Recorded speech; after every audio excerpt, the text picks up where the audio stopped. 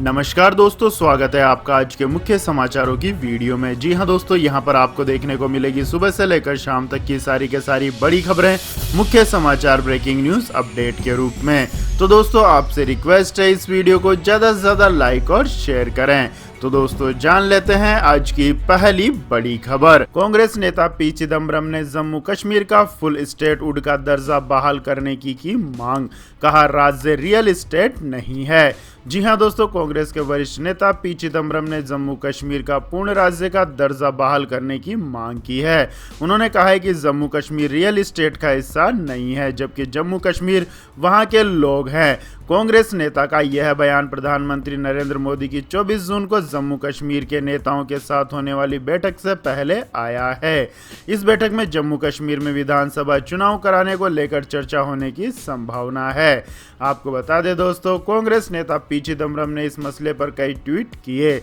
अपने ट्वीट में उन्होंने कहा कि कांग्रेस पार्टी का जो रुख कल था उसे पुनः दोहराया जा रहा है कि जम्मू कश्मीर का पूर्ण राज्य का दर्जा बहाल किया जाना चाहिए। इसमें किसी भी तरह का संदेह या अस्पष्टता नहीं होनी चाहिए।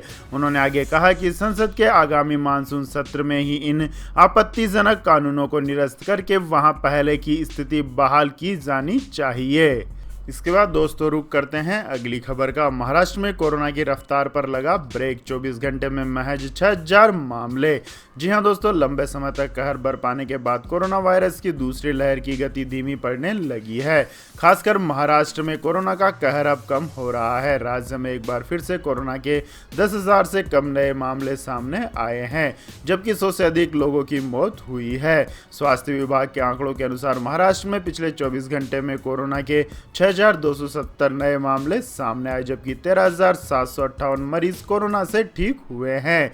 आंकड़ों के अनुसार इसी अवधि में संक्रमण से पीड़ित 94 लोगों की भी मौत हुई है। स्वास्थ्य विभाग ने कहा है कि वर्तमान में राज्य में कोरोना के एक्टिव मामलों की संख्या घटकर 1,24,398 हो गई है। वहीं 1,18,313 लोगों की कोरोना के कारण मौत हो चुकी है। राज्य में कोरोना महामारी की शुरुआत के बाद से अब तक 3,95,14,858 कोविड जांचें कराई जा चुके हैं, जिनमें से 59,72,781 सैंपल पॉजिटिव मिल चुके हैं। आंकड़ों के अनुसार अभी 7,96,297 लोग होम क्वारंटाइन में हैं और कुल 1,32,241 कोरोना के एक्टिव केस है, जिनका घर या अस्पताल में इलाज चल रहा है। इसके बाद दोस्तों, रुक करते हैं अगली खबर का। कोरोना से हुई मौतों पर मुआवजा देने का मामला। सुप्रीम कोर्ट ने एनडीएमए को लेकर पूछे यह सवाल।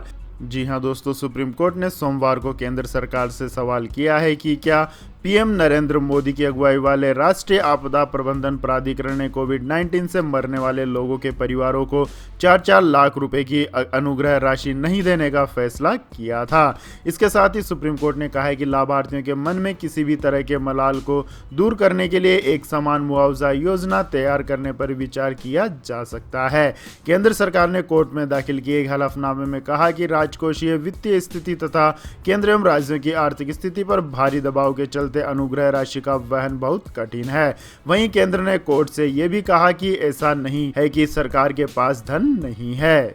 इसके बाद दोस्तों, जान लेते हैं अगली खबर। मनीष सिसोदिया का केंद्र पर बड़ा आरोप। कहा, अफसरों पर धन्यवाद मोदी जी के पोस्टर लगाने का दबाव।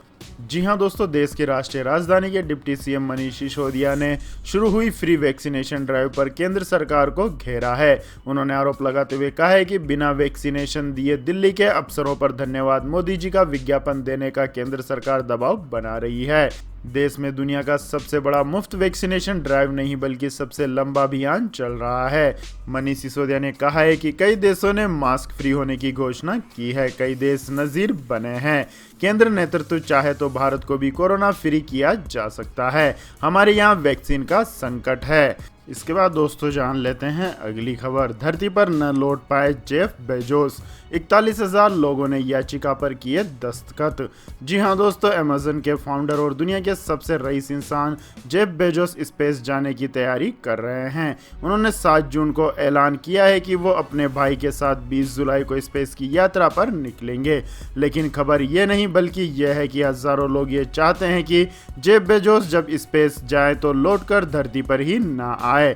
ऐसी एक याचिका पर 41,000 लोगों ने दस्तखत किए हैं। ये लोग जेफ बेजोस को स्पेस में जाने के बाद धरती पर वापसी से रोकना चाहते हैं। स्पेस कंपनी ब्लू ओरिजिन के मालिक बेजोस ने अपने भाई मार्क बेजोस के साथ जब स्पेस में जाने का ऐलान किया तो इसके 3 दिन बाद ही 2 याचिकाएं दाखिल की गई, जिसमें ये कहा गया है कि बेजोस को धरती पर दोबारा लौटने न दिया जाए।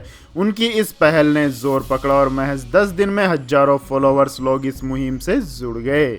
इसके बाद दोस्तों रुक करते हैं अगली खबर का। नौकरी वालों के लिए बड़ी खबर, केंद्र बदलेगा नियम, 30 मिनट से कम किया अतिरिक्त काम तो भी मिलेगा ओवर टाइम। जी हां दोस्तों, केंद्र सरकार जल्द ही नौकरी पेशा लोगों को अच्छी खबर दे सकती है। इसके लिए आपकी नौकरी को लेकर कई नियम बदले जा सकते हैं। केंद्र की मोदी सरकार मजदूरी संहिता विधेयक के नियमों को लागू करती है तो काम के घंटों से लेकर ओवरटाइम तक के नियमों में बदलाव हो जाएगा। नए मसौदा कानून में कामकाज के अतिरिक्त घंटों को बढ़ाकर 12 करने का प्रस्ताव पेश किया गया है। साथ ही नियमों में 15 से 30 मिनट के बीच के अतिरिक्त कामकाज को भी 30 मिनट गिनकर ओवरटाइम में शामिल करने का प्रावधान है। इससे नौकरी पेशा लोगों को बड़ा फायदा हो सकता है। आपको बता दें दोस्तों, मौजूदा नियमों के मुताबिक 30 मिनट से कम समय को ओवरटाइम में शामिल नहीं किया जाता है। मसौदा नियमों में 15 से 30 मिनट के बीच के अतिरिक्त कामकाज को भी 30 मिनट गिनकर ओवरटाइम में शामिल करने का प्रावधान है।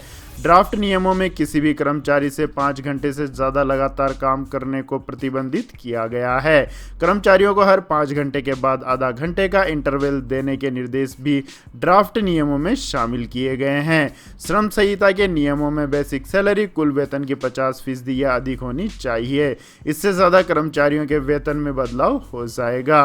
बेसिक सैलरी बढ़ेगी तो प्रोविडेंट फंड और ग्रेच्युटी में कटने वाला पैसा बढ़ जाएगा, जिससे टेक होम सैलरी कम हो जाएगी। इसके बाद दोस्तों रुक करते हैं अगली खबर का। शरद पवार के दांव के बाद सक्रिय हुई कांग्रेस, सोनिया गांधी ने पार्टी की बुलाई मीटिंग। जी हां दोस्तों, एक तरफ राष्ट्रमंच के बैनर तले विपक्ष एकजुट हो रहा है, वहीं कांग्रेस अब अकेले दम पर अलग राह बनाती दिख रही है। शरद पवार के घर पर मंगलवार को राष्ट्रीय मंच की बैठक होगी तो कांग्रेस अध्यक्ष सोनिया गांधी ने 24 जून को पार्टी के सीनियर नेताओं की बैठक बुलाई है। इस बैठक में सरकार को घेरने की रणनीति पर चर्चा होगी और पार्टी महासचिव और प्रदेश प्रभारी शामिल होंगे। सूत्रों ने बताया कि इस डिजिटल बैठक में कांग्रेस के नेता पार्टी के प्रस्तावित संपर्क अभियान पर भी चर्चा करेंगे। इस बैठक में पेट्रोल, डीजल और जरूरी खाद्य वस्तु की कीमतों में बढ़ोतरी के संदर्भ में आगे की रणनीति पर चर्चा की जाएगी। बैठक में कोविड-19 के मौजूदा हालात और आर्थिक स्थिति पर भी चर्चा हो सकती है। इस बैठक के बाद प्रदेश कांग्रेस कमेटियों के अध्यक्षों की भी बैठक बुलाई जाएगी। इसके बाद दोस्तों रुक करते हैं अगली खबर का। वैक्सीनेशन में बना रिकॉर्ड, एक दिन में 82 लाख टीका लगाने पर पीएम नरेंद्र मोदी बोले वेल डन इंडिया। जी हां दोस्तों, देश में कोरोना वायरस की रोकथाम के लिए वैक्सीनेशन अभियान की गति को तेज किया जा रहा है। पहले ही दिन देश में टीका लगाने का रिकॉर्ड बना लिया है। सरकार के अनुसार अभियान के पहले दिन कोरोना वैक्सीन की 82 लाख से ज्यादा डोज लगाई जा चुकी है। टीकाकरण का रिकॉर्ड बनने पर प्रधानमंत्री नरेंद्र मोदी ने खुशी जताते हुए वेल डन इंडिया कहा है। केंद्र सरकार देश के हर नागरिक को फ्री में टीका उपलब्ध करवा रही है। कुछ दिनों पहले प्रधानमंत्री नरेंद्र मोदी ने इसके बारे में घोषणा की थी। अंतर्राष्ट्रीय योग दिवस के दिन से टीकाकरण की गति को तेज कर दिया गया है। केंद्र सरकार ने वैक्सीनेशन उत्पादन में से 75% हिस्सा खुद खरीदने का फैसला किया है, जबकि 25% टीका प्राइवेट अस्पतालों द्वारा खरीदा जा सकता है। इसके बाद दोस्तों रुक करते हैं अगली खबर का। लेकिन दोस्तों, अगली खबर जानने से पहले आप लोगों से गुजारिश है कि इस वीडियो में दिखाई गई खबरें अगर आपको पसंद आई हो तो इस वीडियो को लाइक करें, शेयर करें और हमारे चैनल को सब्सक्राइब करें। तो दोस्तों जानते हैं अगली बड़ी खबर। योगी सरकार का बड़ा फैसला, वीकेंड लॉकडाउन में भी खुलेंगे धार्मिक स्थल। जी हां दोस्तों, उत्तर प्रदेश के सभी जिलों में नाइट कोरोना कर्फ्यू में 2 घंटे की छूट दी गई है। प्रदेश में मॉल भी खुल गए और वहीं रेस्तरां में भी 50% क्षमता के साथ बैठक की अनुमति है। हालांकि प्रदेश में वीकेंड कर्फ्यू जारी रहेगा। सोमवार को योगी सरकार ने वीकेंड लॉकडाउन को लेकर बड़ा फैसला किया है। अब से शनिवार और रविवार को वीकेंड प्रोटोकॉल के साथ धार्मिक स्थलों को खोलने का फैसला लिया गया है। प्रदेश के अपर मुख्य सचिव अवनीश कुमार अवस्थी ने जानकारी दी है कि कोरोना संक्रमण की दूसरी लहर के सुस्त पड़ने के बाद प्रदेश सरकार ने वीकेंड लॉकडाउन को धार्मिक स्थल खोलने का फैसला लिया है। अब शनिवार व रविवार को भी कोरोना प्रोटोकॉल का पालन करते हुए लोग धार्मिक मान्यताओं की पूर्ति कर सकेंगे। सरकार ने सोमवार को इसका दिशा निर्देश जारी कर दिया है। इसके बाद दोस्तों जान लेते हैं अगली खबर। महंगे पेट्रोल से मिलेगी राहत, भारत में बनेगी फ्लेक्सी फ्यूल इंजन वाली गाड़ियां, सरकार करने जा रही है बड़ा ऐलान। जी हां दोस्तों, पेट्रोल की बढ़ती कीमतों पर सरकार का काबू नहीं है, क्योंकि पेट्रोल और डीजल दोनों ही ग्लोबल मार्केट से रेगुलेट होते हैं, इसलिए सरकार इनके दाम कम नहीं कर सकती है। लेकिन सरकार एक काम जरूर कर सकती है कि पेट्रोल की जगह कोई ऐसा ईंधन का इस्तेमाल शुरू कर दें जो काफी सस्ता हो। ये ईंधन है एथेनॉल। सरकार अगले 8 से 10 दिनों में फ्लेक्स फ्यूल इंजन पर बड़ा फैसला लेने जा रही है। ऐसे इंजन को ऑटोमोबाइल इंडस्ट्रीज के लिए अनिवार्य बनाया जाएगा। फ्लेक्स फ्यूल का मतलब हुआ फ्लेक्सिबल फ्यूल, यानी ऐसा ईंधन जो पेट्रोल की जगह ले, और वो है एथेनॉल। सड़क और परिवहन मंत्री नितिन गडकरी का कहना है कि इस वैकल्पिक ईंधन की कीमत 60 से 62 रुपए प्रति लीटर होगी, जबकि पेट्रोल की कीमत 100 रुपए के प्रति लीटर से भी ज्यादा है। इसलिए एथेनॉल के इस्तेमाल से देश के लोग प्रति लीटर 30 से 35 रुपए की बचत कर पाएंगे। इसके बाद दोस्तों जानते हैं अगली खबर। श्रम मंत्रालय की नई स्कीम, कोरोना मृतकों के परिवार को मिलेगा मासिक पेंशन। जी हां दोस्तों, वैश्विक महामारी कोरोना देश भर में कहर बरपा रखा है। लाखों लोगों ने अब तक इस बीमारी से अपनी जान गंवा दी है। एम्प्लॉइज स्टेट इंश्योरेंस कॉर्पोरेशन यानी ESIC ने हाल ही में कोविड-19 रिलीफ स्कीम को मंजूरी दी थी। इस स्कीम के तहत ESIC होल्डर की कोरोना से मृत्यु होने पर उसके आश्रितों को मदद उपलब्ध कराई जाएगी। ESIC के दायरे में आने वाले इंश्योर्ड कर्मचारी की कोरोना से मृत्यु हुई तो ESIC की ओर से उसके आश्रितों को कम से कम 1800 रुपये प्रति माह की पेंशन मिलेगी। अब श्रम मंत्रालय ने कोविड-19 रिलीफ स्कीम को नोटिफाइड कर दिया है।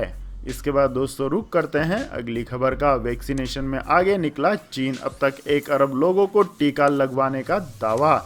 जी हाँ दोस्तों, चीन में अब तक कोरोना वैक्सीन की लगभग 1 अरब से ज़्यादा डोज दी जा चुकी है। यहाँ के स्वास्थ्य विभाग के अधिकारियोयों ने दावा किया है कि दुनिया भर में दी गई वैक्सीन की डोज का 1/3 हिस्सा चीन में दिया जाएगा। दुनिया में जितना टीकाकरण हुआ है उसका 40% अकेले चीन में हुआ है। दुनिया भर के अब तक के 2.5 अरब लोगों का टीकाकरण किया जा चुका है। चीन के स्वास्थ्य विभाग के अधिकारियों ने इस महीने के अंत तक अपनी 40% आबादी को वैक्सीन की दोनों डोज देने का मुश्किल लक्ष्य रखा है। इसके बाद दोस्तों जान लेते हैं आज के मौसम अपडेट्स। तो दोस्तों आने वाले 24 घंटों के दौरान पूर्वी भारत के साथ साथ भारत के पश्चिमी तटों पर जारी मानसून की गतिविधियों में कुछ कमी आने की संभावना है। वहीं पूर्वोत्तर भारत, उप हिमालयी पश्चिम बंगाल, सिक्किम, बिहार और गुजरात क्षेत्र में हल्की से मध्यम बारिश के साथ साथ कुछ स्थानों पर भारी बारिश भी हो सकती है। वहीं लक्षद्वीप, केरल, तटीय कर्नाटक, कोंकण और गोवा के कुछ हिस्सों, उड़ीसा, छत्तीसगढ़, पूर्वी MP, अंडमान और निकोबार द्वीप समूह और दक्षिण पूर्वी राजस्थान में हल्की से मध्यम बारिश हो सकती है। पश्चिम हिमालय, उत्तर प्रदेश, पश्चिमी मध्य प्रदेश, तमिलनाडु, तेलंगाना, आंध्र प्रदेश और आंतरिक कर्नाटक के अलग अलग हिस्सों में हल्की बारिश होने की संभावना है। इसके बाद दोस्तों जान लेते हैं आज के सोने और चांदी के भाव। तो दोस्तों अंतर्राष्ट्रीय बाजार में मजबूती के चलते भारतीय सराफा बाजार में आज सोने के भाव में तेजी दर्ज की गई। वहीं चांदी की कीमत में भी आज बढ़ोतरी देखी गई। पिछले कारोबारी सत्र के दौरान दिल्ली सराफा बाजार में सोना 46,027 रुपये प्रति 10 ग्राम पर बंद हुआ था, तो वहीं चांदी 66,584 रुपये प्रति किलोग्राम पर बंद हुई थी। आपको बता दें दोस्तों, आज सोने के भाव में 250 रुपये प्रति 10 ग्राम की तेजी दर्ज की गई, जिससे देश की राजधानी दिल्ली में 10 ग्राम सोने का भाव 46,277 रुपये प्रति 10 ग्राम हो गया। जबकि बात करें चांदी की, तो दोस्तों चांदी की कीमत में आज भी तेजी का रुख रहा। दिल्ली सराफा बाजार में आज चांदी का भाव 66,842 रुपये प्रति किलोग्राम पर बंद हुआ। इसके बाद दोस्तों जान लेते हैं अगली खबर। एयरटेल ने लॉन्च किया सस्ता प्लान, 2 महीने के लिए मिलेगी फ्री कॉलिंग और 50 GB डेटा। जी हाँ दोस्तों, भारत में लॉकडाउन के चलते सभी टेलीकॉम कंपनियां अपने ग्राहकों के लिए समय समय पर अच्छे रिचार्ज प्लान पेश कर रही है। भारतीय टेलीकॉम कंपनी एयरटेल ने अपने ग्राहकों के लिए एक नया रिचार्ज प्लान पेश किया है। इस रिचार्ज प्लान की कीमत 456 रुपये है, जिसमें इसमें यूजर्स को अनलिमिटेड कॉलिंग के साथ 60 दिनों की वैलिडिटी दी जाती है। साथ ही इसमें 50 GB डेटा और 100 SMS रोजाना के दिए जाते हैं। ये प्लान वोडाफोन आइडिया में मिलने वाले 449 रुपए के प्लान जैसा ही है। इसके बाद दोस्तों रुक करते हैं अगली खबर का। डेबिट क्रेडिट कार्ड नहीं है तब भी आसान किस्तों में कर सकेंगे ऑनलाइन खरीदारी। आईसीआईसीआई बैंक ने शुरू की सुविधा। जी हां दोस्तों, आईसीआईसीआई बैंक ने आज घोषणा की है कि उसने ई कॉमर्स प्लेटफॉर्म पर ऑनलाइन खरीदारी के लिए इंस्टेंट कार्डलेस EMI सुविधा शुरू की है। यह सुविधा बैंक के लाखों पूर्व अनुमोदित ग्राहकों के लिए महंगे प्रोडक्ट्स खरीदने की प्रक्रिया को किफायती और आसान बनाती है, क्योंकि वे अपने मोबाइल फोन और पेन का उपयोग करके कुछ ही क्लिक में समान मासिक किस्तों के माध्यम से उत्पादों या सेवाओं को तुरंत ऑनलाइन खरीद सकते हैं। ग्राहक 5 लाख रुपए तक के लेन देन को ई कॉमर्स वेबसाइट या ऐप के चेकआउट सेक्शन में अपना पंजीकृत मोबाइल नंबर, पैन नंबर और OTP दर्ज करके आसान मासिक किस्तों में परिवर्तित कर सकते हैं। इस सुविधा का लाभ इलेक्ट्रॉनिक्स, घरेलू उपकरण, लैपटॉप, मोबाइल फोन, यात्रा, फैशन के परिधान, खेल के कपड़े, शिक्षा और घर की सजावट जैसी कई श्रेणियों में लिया जा सकता है। इसके बाद दोस्तों जान लेते हैं अगली खबर। चीन को बड़ा झटका, सैमसंग ने नोएडा में लगाई डिस्प्ले मैन्युफैक्चरिंग यूनिट। जी हां दोस्तों, इलेक्ट्रॉनिक सेक्टर की अग्रणी कंपनी सैमसंग ने उत्तर प्रदेश के नोएडा में डिस्प्ले मैन्युफैक्चरिंग यूनिट के निर्माण का काम पूरा कर लिया है। इस फैसिलिटी को चीन से नोएडा शिफ्ट किया गया है। कंपनी की ओर से जारी एक प्रेस विज्ञप्ति में यह जानकारी दी गई है। सैमसंग के प्रेसिडेंट और CEO केन कोंग के नेतृत्व में एक डेलीगेशन ने रविवार को उत्तर प्रदेश के मुख्यमंत्री योगी आदित्यनाथ से मुलाकात की थी। ऑफिशियल रिलीज में कहा गया है कि डेलीगेशन ने कहा है कि सैमसंग ने बेहतर औद्योगिक माहौल और निवेशकों के अनुकूल नीतियों को ध्यान में रखते हुए नोएडा में डिस्प्ले मैन्युफैक्चरिंग यूनिट स्थापित करने का निर्णय लिया है। इसके बाद दोस्तों जान लेते हैं अगली खबर। रोज 74 रुपए बचाकर भी बन सकते हैं करोड़पति, हर महीने मिलेंगे 27,500 रुपए की पेंशन। जी हां दोस्तों, रिटायरमेंट की प्लानिंग नौकरी की शुरुआत से कर लेनी चाहिए, क्योंकि इससे आप रिटायरमेंट तक एक बड़ा अमाउंट इकट्ठा कर सकते हैं। नेशनल पेंशन सिस्टम एक ऐसा विकल्प है जिसमें आप निवेश करके अपनी रिटायरमेंट के बाद एक मुश्त रकम के साथ साथ मंथली पेंशन का इंतजाम कर सकते हैं। अगर आप चाहते हैं तो महज 74 रुपए रोजाना बचाकर NPS में डालें तो आप रिटायरमेंट तक 1 करोड़ रुपए आपके खाते में होंगे। अगर आप यंग हैं और आपकी उम्र 20 साल की है तो अभी से आप अपने रिटायरमेंट की प्लानिंग कर सकते हैं। हालांकि इस उम्र में आमतौर पर लोग नौकरी नहीं करते हैं, फिर भी 74 रुपए रोज बचाना कोई बड़ी बात नहीं है। आपको बता दें दोस्तों, NPS में सारा पैसा आप एक साथ नहीं निकाल सकते, इसका 60% ही निकाल सकते हैं। बाकी का 40% आपको एन्युटी प्लान में डालना होता है, जिससे आपको हर महीने पेंशन मिलती है। मान लीजिए आपने 40% पैसा एन्युटी में डाल दिया, तो आप जब 60 साल के होंगे तो एक मुश्त रकम 61.86 लाख निकाल सकेंगे। और मान लिया जाए कि इंटरेस्ट 8% है तो हर महीने पेंशन करीब 27,500 रुपये मिलेगी। तो यह थी दोस्तों आज की सभी महत्वपूर्ण बड़ी खबरें। और दोस्तों बारी आती है आज के माइंड क्यूज क्वेश्चन की, जिसका जवाब देकर आप बन सकते हैं एक शानदार उपहार के विजेता। तो दोस्तों आज का सवाल है, चीन निर्मित कोरोना वैक्सीन का नाम क्या है? जी हां दोस्तों, अगर आपको इस सवाल का जवाब आता है तो तुरंत कमेंट सेक्शन में लिख दीजिए। इस वीडियो को लाइक कीजिए, शेयर कीजिए और हमारे चैनल को सब्सक्राइब करके बेल आइकन का बटन भी दबा लें। धन्यवाद। जय हिंद, जय भारत, वंदे मातरम।